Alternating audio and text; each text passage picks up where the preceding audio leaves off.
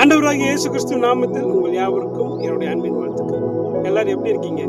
நல்லா இருக்கீங்கன்னு சொல்லி நான் ஆண்டவருக்குள்ள நான் நம்புறேன். மத்தேயு 4வது அதிகாரம் 10வது வசனம் இப்படியாக சொல்கிறது. இயேசு கிறிஸ்து பிசாசை பார்த்து ஒரு வார்த்தையை சொல்கிறார், அப்பாலே போ அப்படிங்கிறார். எனக்கு பிரியமான தேவனுடைய பிள்ளைகளே, நிறைய நேரம் நீங்களும் நானும் சொல்ல வேண்டிய மிக முக்கியமான ஒரு வார்த்தை அப்பாலே போ சாத்தானே என்று சொல்ல வேண்டும். நிறைய நேரம் நம்மளை ஏதோ ஒரு பிரச்சனையில விழ வைக்க வேண்டும் என்று சொல்லி சாத்தான் கங்கணம் கட்டி நம்மளை தெரிந்து கொண்டே இருக்கிறான். யார் மூலியமாகவோ எப்படியோ நம்மளை தேவனுடைய சித்தத்திலிருந்து சமூகத்திலிருந்து விழ செய்ய வைக்க வேண்டும் என்பதே அவனுடைய நோக்கமா இருக்கிறது.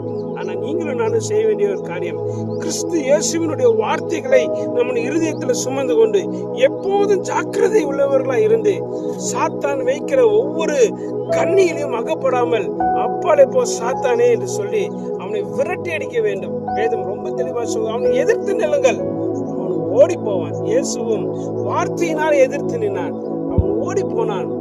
இயேசு கிட்ட அவன் வரவே இல்லைங்க.